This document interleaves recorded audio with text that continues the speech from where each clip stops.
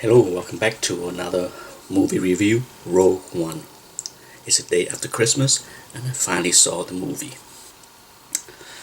I'm probably one of the last big fanboy of the series to see the movie because I can imagine by this point many hardcore Star Wars fanboy has seen the movie at least once, if not twice. So this is a review with spoilers, okay? Because the movie been out now for long enough that I think there's no need to worry that someone is gonna watch this review and have not seen the movie. This is a tough movie to give a rating to because it's a tales of two halves. The first half was not something I have a lot of issues with the first half of the movie. But the second half was really good, very good. There's issues with both halves, and I will go into that later. But because of the different halves of the movie, I debated for a while in my head on how to give a rating to this movie. Um, Overall, I think the better half outweighed the weaker half, so I give this one an 8 out of 10. Is that generous? Perhaps. But it's definitely is better than, you know, I like it more than The Force Awakens, to be honest. I definitely want to see this movie again. Um, what is wrong with the first half of the movie? Um, for me, the opening sequence and the lack of the scroll um, was part of the problem. I don't know why Disney and Lucasfilm decide not to have the scroll. I don't get it. But it would be nice to see a scroll instead of just the little text that you see at the beginning. But that's not uh, it's not a huge downer, but still, I think most Star Wars fans would have agreed that they would prefer a scroll. And then the opening sequence with the young character and her father, it looked good. It looked good, but for me, it did not work because I don't know about what other people, but for me, what was going through my head when I saw the scene with her walking and then see the ship flying over her head. Does anyone think that she can outrun that ship to get to the house before the ship landed? What the hell was that? And then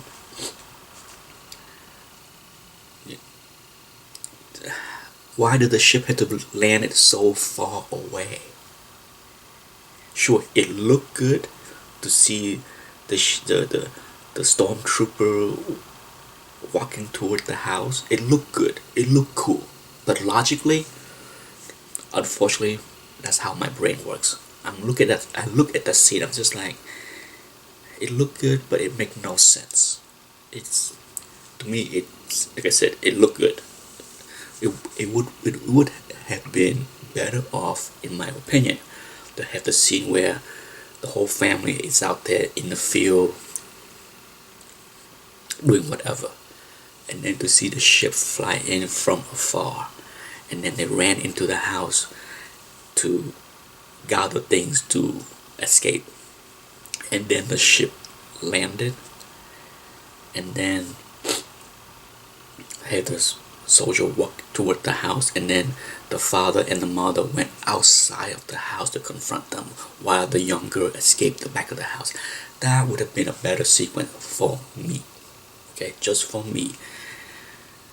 It's a small gripe, but I thought that whole opening sequence was kind of silly. As far as Forrest Whitaker, I thought his character was kind of weak. I felt that the problem with the first half of the movie is the the development of many of the characters that just didn't really work for me. Um, and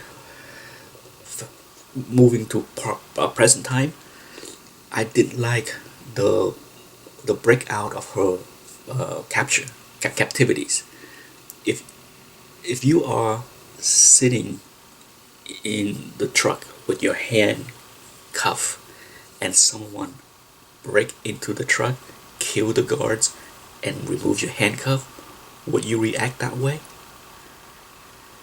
Once again, it looked good. Logically, it's stupid.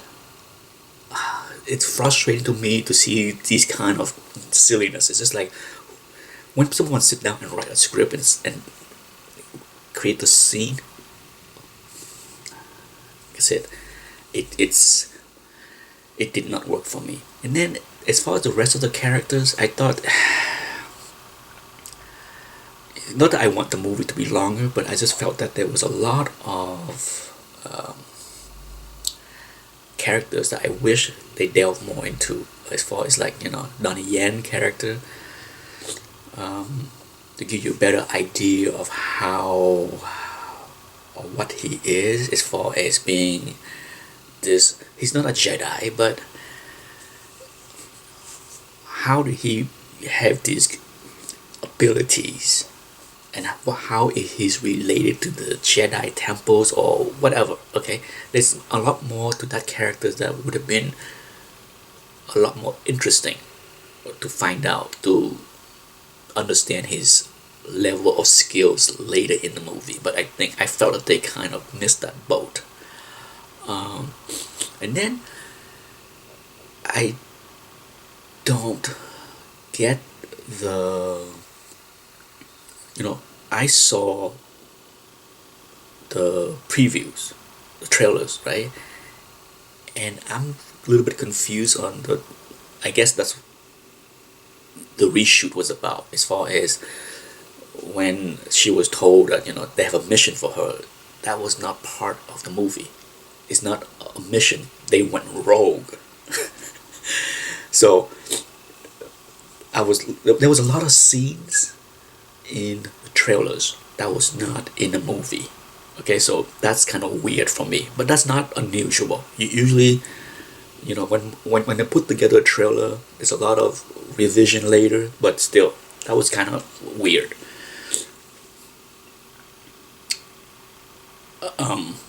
The second half of the movie, wow. Okay, I have to say that the second half of the movie is probably one of the best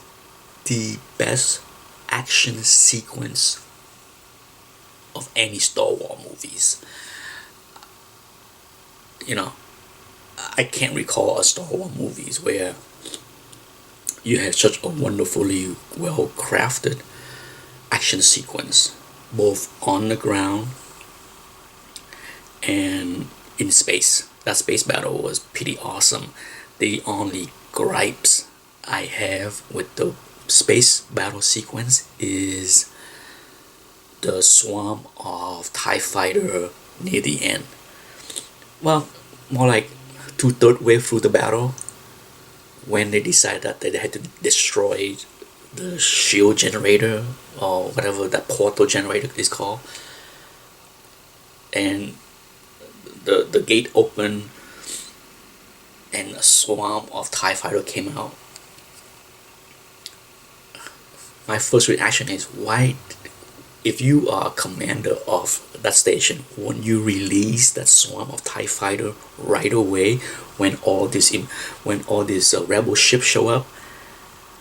What's the point of waiting?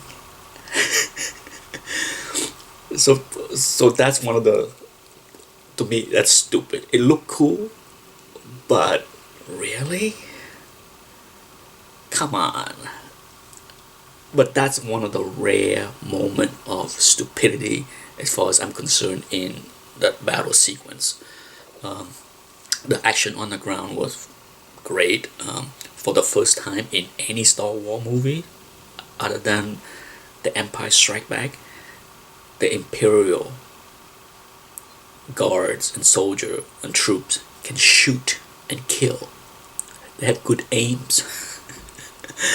um, and by the near the by the second half of the movie and through the battle sequence, you get to feel for the character. You get to understand that, even before I saw the movie, I kind of get the idea that this is a suicide one-way mission, because none of these characters made it to the sequel, right? So was I surprised that they all perish? No. Was I moved on some of them? Sure. But I felt it was well done. Okay, there is very little to complain about as far as the sacrifice of each of the characters. Even the bad guy, well done. The only time that I've seen that actors before is the name escaped my head, is in the Netflix show, but that's the only time. The main bad guy, they very well done, very well done. I have nothing to complain about that character.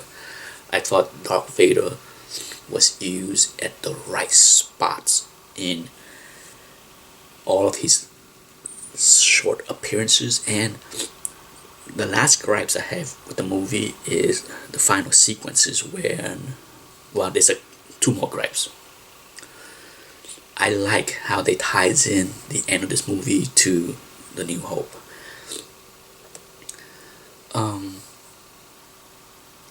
Darth Vader showing up, all that is awesome, and killing the soldier. I wish the door that was jammed was completely shut. It would have made for a better build up of tension if the door was completely shut and the few remaining soldier was struggling to pry it open just enough to slip through the disc. To me, that would have been a better scene, instead of having that door open about this much through the whole scene and the soldier were trying to get out. That part frustrates me, because I'm just like, man, that would have been a much better scene if that door was shut completely, and then through the act of heroic, they able to pry it just open enough to squeeze that disc through. Man, that's a missed opportunity in my opinion. And then Leia. Okay, not a big fan of her CGI. Not a big fan at all. I wish the music was more memorable. Once again, I'm a big fan of movie score, and this one just didn't have enough. I wish there was more Imperial March. More of it. The few times that Darth Vader showed up, there should have been a lot of that Imperial March music just to highlight that. But yeah, the music was okay, but it's nothing exciting. But that's it. That's my review for Rogue One.